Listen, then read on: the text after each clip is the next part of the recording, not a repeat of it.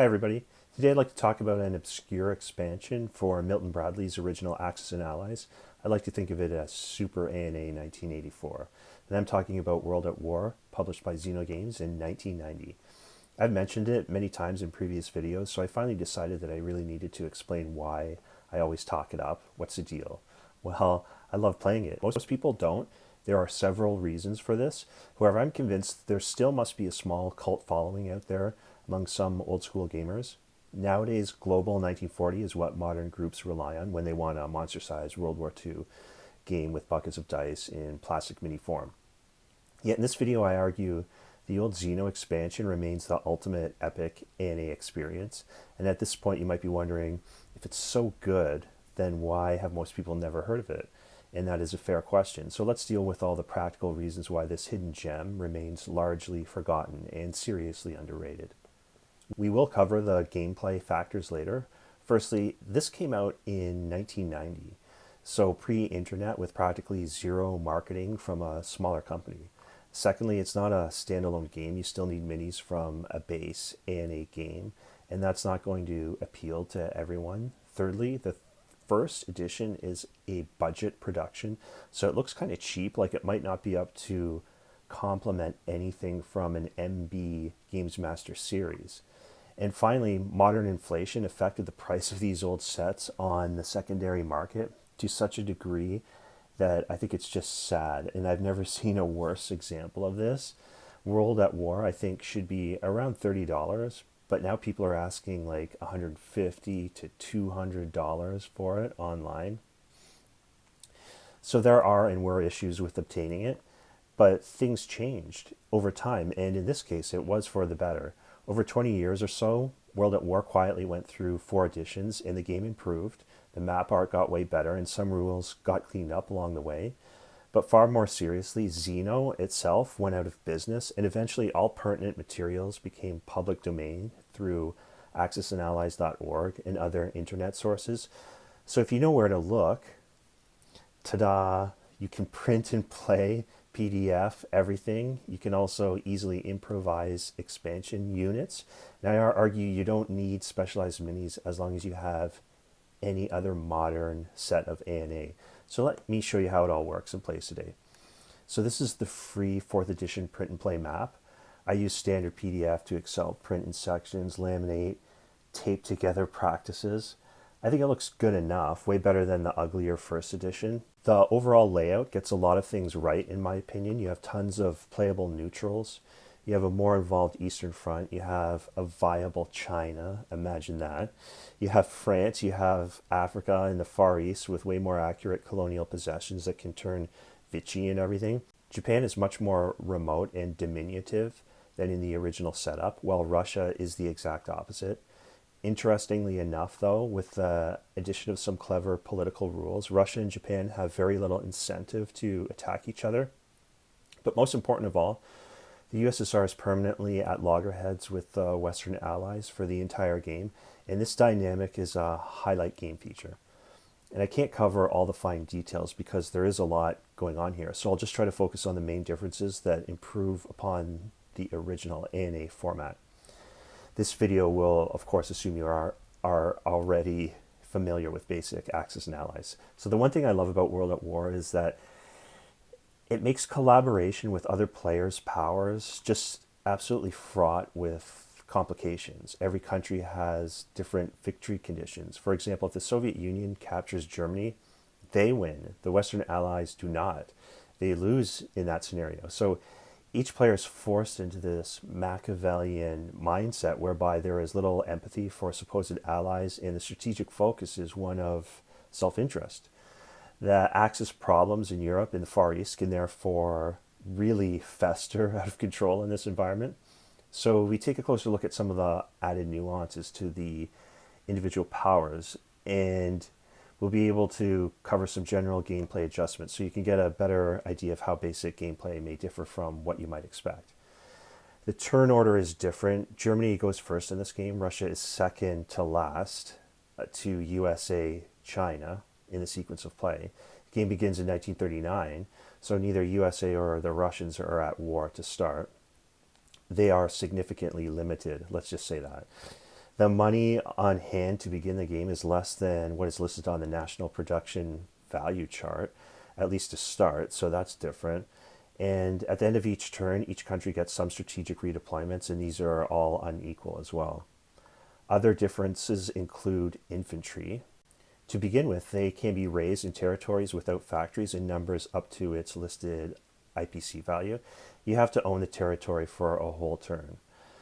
The game also comes with 2-hit battleships with repair rules. Cruisers are present. Each country can build paratroops for +1 IPC cost to infantry. Max 4 in play at a time. They attack on a 2, 1 per bomber. They revert to normal infantry after their first battle. Overall unit costs, this is a big one, vary according to every country. For example, Russia and China build infantry at a cost of 2 IPCs. Everyone else spends 3 per unit. Germans can build submarines for 7 IPCs. It costs the British 9 per unit, and so on and so forth. The weirdest difference, I think, is how the game handles artillery. You have to remember this is before ANA Europe and Enemy on the Horizon expansion, so it is different. The old white anti-aircraft pieces from the original MB game, the old anti-aircraft pieces are meant to abstractly represent heavy gun barrels, so you can use them against tanks defensively or against infantry offensively, much like you use them against planes in the original game. Each AA unit gets 3 dice. You can have more than 1 per territory. No single unit can be targeted by more than 1 artillery piece per round, and they score hits on a 1 and defend on a 1. So yeah, by today's standards, it's definitely clumsier. It is kind of neat to try. Definitely an interesting way to play. If given the choice, I would just use a more modern version of artillery. But anyway, in this game, the old pieces, you find them all over the map. To keep track of all these new details, the game comes with these handy reference sheets, and they are very useful. They look really nice. I laminated mine. I should mention, too, I made up a printer-friendly income tracking chart. I don't think the game comes with one. Anyway, let's take a few moments to look at each power so we can get a greater appreciation for all the work that went into this expansion. Once again, I'm not going to cover everything. I'll merely point out some of the highlights. So Germany gets a double impulse first turn, so it can attack Poland and France to begin the game.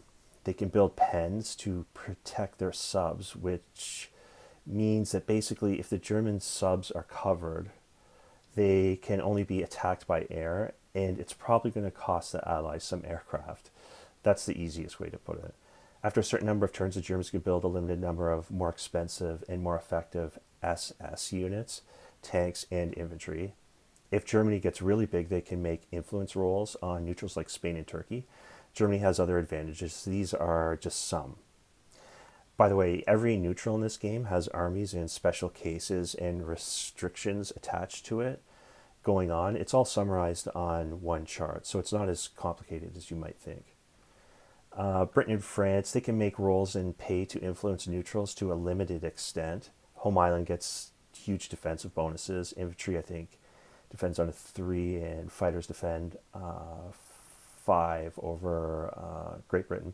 They control France. France is actually really fun in this game because when it falls, you make Vichy rolls for every territory, and you don't know what's going to go free and what will fall under the Axis orbit. Their fleet gets likewise broken up, as well as all of its Far Eastern possessions. And then as the Allies, if you make an attack on a Vichy territory, they would all join the Axis at once. So the timing has to be right when you decide to do that. Japan gets a substantial home island defense as well. I think they just get a number of free infantry if they get invaded. They get 1 double impulse turn that they can use once anytime, and this usually is used up either to double slam the Chinese really early in the game, or it is typically saved for later to Pearl Harbor the USA. The Soviet Union has a lot of national advantages as well as disadvantages. They can receive Lend-Lease, they can build partisans, they can move factories, they can build a limited number of elite guard units later in the game. They can attack neutrals without penalty. They never liberate territory for their allies, they just take it. And if an allied plane or other friendly unit ends up in Soviet territory, it gets scrapped and the Russians get some money for it. So the special rules for Russia change everything, and it's all great stuff. The USA is very interesting. The USA player also controls China. So we'll talk a little bit about China. It gets a lot of infantry, but it's severely restricted offensively. Every time you launch an attack, you make a roll and like nothing might fire off, or maybe half your army flakes out on you, or maybe nothing adverse happens. Best case scenario, China can never expand beyond Manchuria and Korea. So it's tough, but it is also limited. It just acts as a perpetual sink for Japanese units. USA at the start of the game is all about either lend-lease or influence on neutrals, and this aspect of the game is absolutely hilarious. It's worth the price of admission. And initially, the USA doesn't have a lot of money to spend, but what it can do is blow it all on attempts to economically influence South American countries or whatever. The Germans, in some cases, can spend money to signal jam the influence attempts, and many times a roll is made and nothing happens, and the money is squandered. And this money could be given to Russia or the UK. So this always causes tension, animosity, distrust. Chile and Argentina can actually flip to the Axis if the USA fails diplomatically in those territories. So that's really funny. The USA also gets some late game special units like Rangers and Armored Infantry. So that's just a surface examination of the individual characteristics of the main powers. The game comes with three other important features in my estimation. They include technology advancement, strategic bombing, and strategic submarine warfare rules. These are all fairly fiddly, and I feel somewhat crudely tack welded onto the main game engine, so I modify these rules significantly. Here's what I did. So let's start with the Battle of the Atlantic component. World at War doesn't have convoy boxes, but it does attempt to simulate that front. It works well enough. Basically, if a German sub is by itself in any Atlantic sea zone at the end of Germany's turn, it can roll a die. Depending on the result, it can negate between 1 to 3 British IPCs. Subs designated as strategic convoy hunting can be detected by the British with a roll before being engaged. And I added my own mini game around this, and I came up with a technology chart either side can invest in to modify that detection factor. The base roll is a 5 to 6 result on 1d6. This can be modified. The green number is the cost in IPCs to make a single tech roll looking for a 1 result on a 1d6 to achieve an upgrade. A successful upgrade influences the detectability factor. Each country is restricted to 1 upgrade roll attempt per turn. So this is all optional, of course, but I've had fun with it. Next, we have the technology chart. And I actually didn't like the World at War rules as they pertained to technology advancements. Some techs were country specific, and I thought some just sucked. They were boring. So I changed them. And the main thing here is that developing technology is a stepped process, which is okay. It might be perhaps a bit too fiddly, but whatever. You have different costs per roll attempt according to what you're trying to develop. It costs 3 IPCs to declare a development program, so you just lay a country marker on the 0 space. And then the next turn, you have to declare how many 1d6 rolls you're going to buy to advance the track. So step 1, you're looking for 1s. If you get a 1, next turn you move up the marker, and then you're looking for 1s and 2s. Next step, 1s, 2s, and 3s, etc. So progression gets more likely the deeper you are into a development program. And after you roll a 4 or under, you get the tech. It works. It's interesting. Is it better than something simpler like straight up rolls? I think that's debatable. So the last game feature I'd like to talk about is the strategic bombing rules set.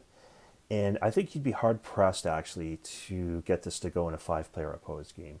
The country cards have spaces to track damage for this, but then if you have counters on your reference cards, you can't pick them up and move them easily. So what I'm trying to say is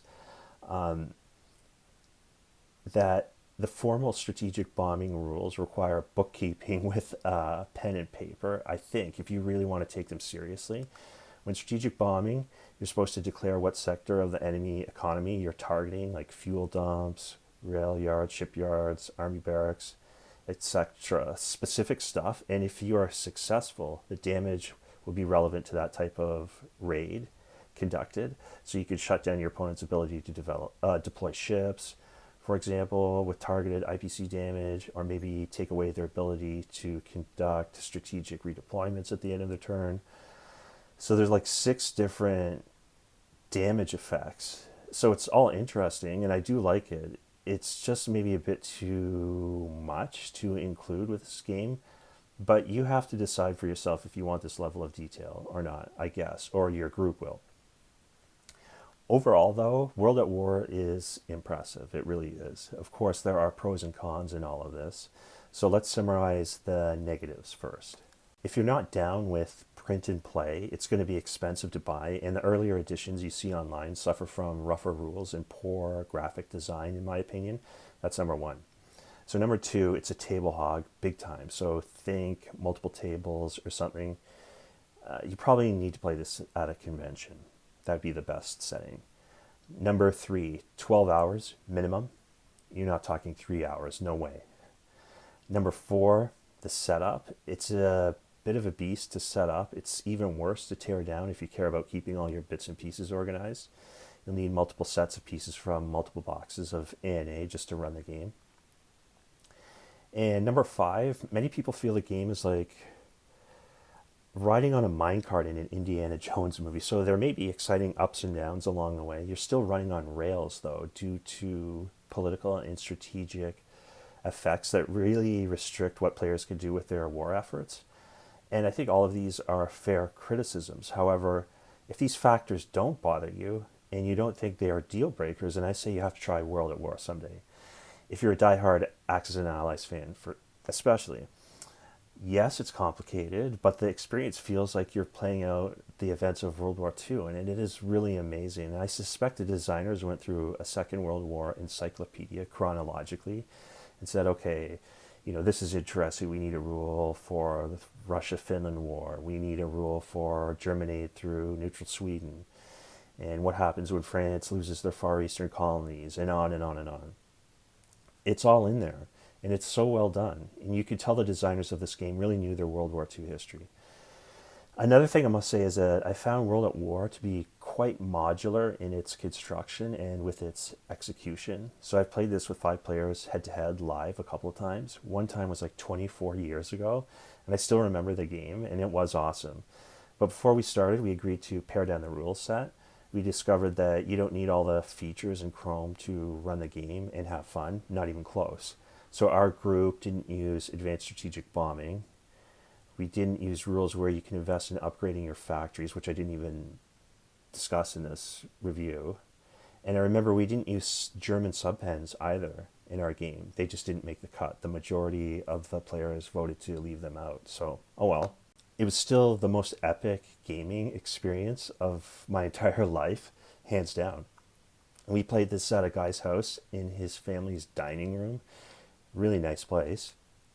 5 college guys just took over a section of this guy's house for like 13 or 14 hours.